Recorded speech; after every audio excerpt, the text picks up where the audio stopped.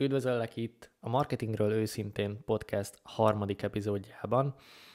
Ha nem láttad az előző epizódokat, vagy nem hallgattad meg, akkor javaslom, hogy hallgassd meg, mert onnan fogjuk folytatni, amikor is megismerkedtem azzal, hogy a webshopokat nem azt tartja fönt, hogy csak úgy léteznek a nagyvilágba, hanem nyilván a forgalom, amiről még mindig nem tudtam akkor, hogy mit jelent, de hogy tulajdonképpen az online marketinggel való megismerkedésembe fogunk belecsatlakozni, amikor is ugye elkészült a webshopom, amikről ugye az előző epizódokban meséltem, és hát erre a webshopra ugye nem érkezett vásárlás, tehát hogy hiába volt, nem jött, tehát hogy így azt gondoltam, hogy persze létrehoztam, tök jó, és akkor ez majd lesz valahogy, és azért tartom fontosnak, hogy foglalkozzunk ezzel a témával, mert mert biztos, tehát nagyon sokan jönnek hozzám úgy ügyfelek, hogy elkészítették a weboldalukat, van egy vállalkozásuk, és akkor posztolnak Facebookra, és akkor nem jönnek az ügyfelek. Miért nem jönnek az ügyfelek? Hát azért nem jönnek az ügyfelek, mert, mert ez kevés. Tehát, hogy nagyon sok embernek kell megmutatni. Nyilván én is találkoztam ilyen webshopos képzéseken ezekkel a számokkal, hogy 1% konverzió azt jelenti, hogy 100 emberből vagy 100 látogatóból egy fog vásárolni. De hogy honnan jön 100 potenciális látogató, tehát ez nem elég, hogy 100 látogató van, ugye akkor én ezt nem tudtam, hogy 100 olyan embernek kell lennie, akik viszont a célközönségemből merítve vannak, hanem én így azt vártam, hogy majd az ismerőseimen keresztül, meg valahogy reménykedtem, hogy a nagyvilágból majd elegen kattintanak, és nem tudom, lesz vásárlásom. Egy olyan dropshipping webáruházban, amiben volt 17 000 ömlesztett strukturálatlan termék, ami senkinek semmilyen konkrét problémáját nem oldotta meg. Szóval,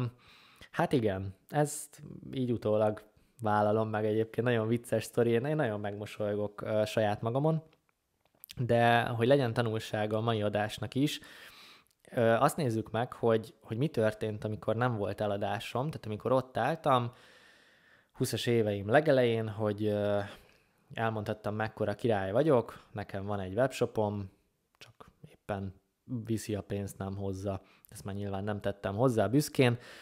És akkor mit lehetett tenni? Nem tudtam, hogy lehet nekem is hirdetni. Tehát azt gondoltam, hogy ez az online hirdetés, meg önmagában a marketing az egy olyan fugázi, egy olyan dolog, hogy hát tévébe kell hozzá megjelenni, vagy úristen, mit kéne ahhoz csinálni? Hát óriás plakátkampányt fizetni, tehát ez rengeteg pénz, meg Facebookon hirdetni, ezt azt se tudtam, hogy lehet-e egyáltalán tényleg nekem, vagy csak a multicégeknek, vagy így. Szóval, hogy fogalmam nem volt arról, hogy én ott így idézőjeles kisemberként mit fogok tudni csinálni. Éppen ezért nem is mentem ebbe az irányba. A posztolgatásnak már akkor se voltam híve, tehát ez egy tök érdekes dolog, hogy ma se vagyok, és akkor se voltam, tehát hiába megcsináltam persze a Facebook oldalt, meg megnéztem 100 millió tutoriált, hogy egyébként hogyan kell ezeket beállítani, csak semmit nem értettem belőle, és akkor igazából az volt a probléma, hogy posztoltam 2-3, megkértem az ismerőseimet, hogy lájkolják, de hogy semmi nem történt, és akkor azt fedeztem föl, hogy ugye nem tudtam, hogy így hívják, hogy influencer marketing, tehát azt gondoltam, hogy majd akkor így fogom ezt az egész rendszert megkerülni, hogy én nem akarok fizetni azért, hogy vásároljanak tőlem.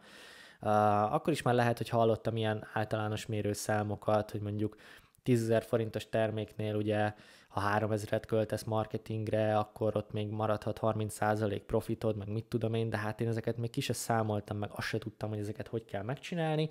de az már bennem volt, hogy meg akarom kerülni a rendszert. Meg akarom kerülni azt, hogy nekem fizetnem kelljen ért, és erre nagyon csúnyán ráfáztam. Tehát lelövöm a tanulságot, semmit ne akarj megkerülni, ami kötelező eleme a fejlődésednek. Tehát az, hogy foglalkozz fizetett hirdetésekkel most TikTokon, YouTube-on, Facebookon, az megkerülhetetlen bármilyen vállalkozásod legyen, tehát ha csak nincsen, nem tudom, 150 000 aktív követőd bármilyen platformon, szerintem akkor sem kerülhető el, csak maximum picit így eltolható, vagy optimálisabban kihozható. De az, hogy használj fizetett hirdetéseket, webrendszereket, follow-up folyamatokat, remarketinget, bármit, ezek egyébként megkerülhetetlenek, és szerintem te, aki most ezt hallgatod, sokkal előrébb indulsz, mint ahogyan én voltam ebben a helyzetben, hogy azt se tudtam, hogy ezek micsodák, amiket most elmondtam, hanem azt gondoltam, hogy volt pár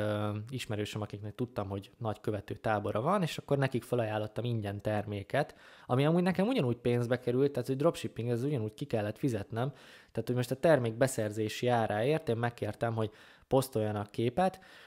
a termékkel, ezek emlékszem napszövegek voltak, tehát hogy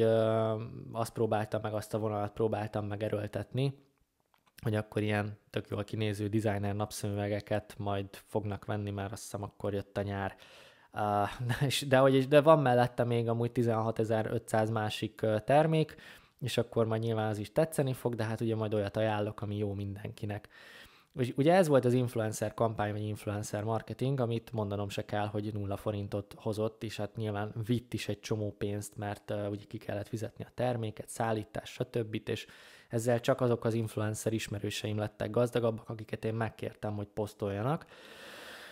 mert majd azt gondoltam, hogy ez elad. Azt nem vettem figyelembe egyébként, hogy a webshopom az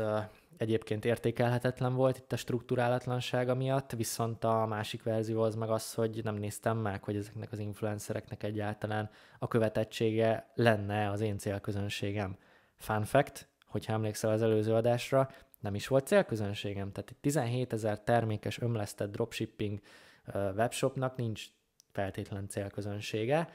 Nekem legalábbis nem volt, tehát senkinek semmilyen konkrét problémáját nem oldottam meg.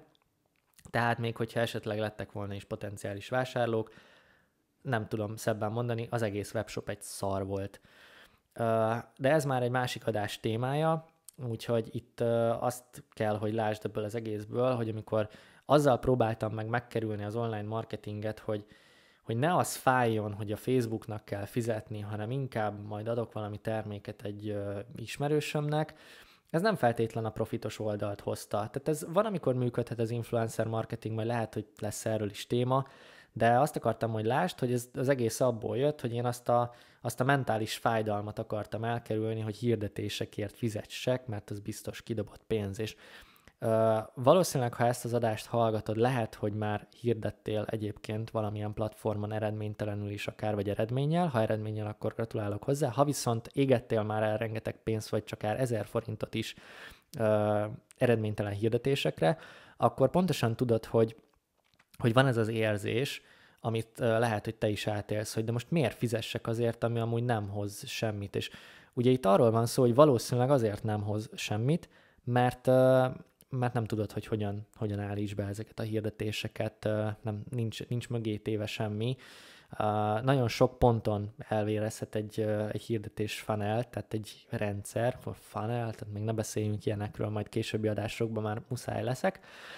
De most még arról van szó, hogy maga az egész marketing folyamatod, a rendszered, az 100 millió helyen elvérezhet, és nyilván tudni kell azt, hogy most csak a hirdetés rossz, vagy minden más rossz, minden más is rossz, vagy amúgy a hirdetések jók, csak minden más rossz. Ebben nyújt neked segítséget egyébként a Tudatos Marketing Klub, ahol én strukturáltan összeszedtem minden olyan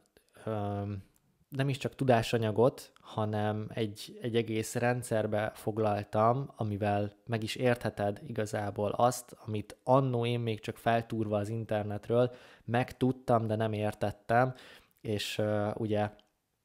a megértés az a tudás, amit alkalmazni is tudsz, tehát én hiába találkoztam ilyennel, hogy Facebook hirdetés, hogyha fogalmam sem volt, hogy ezt hogy kell csinálni.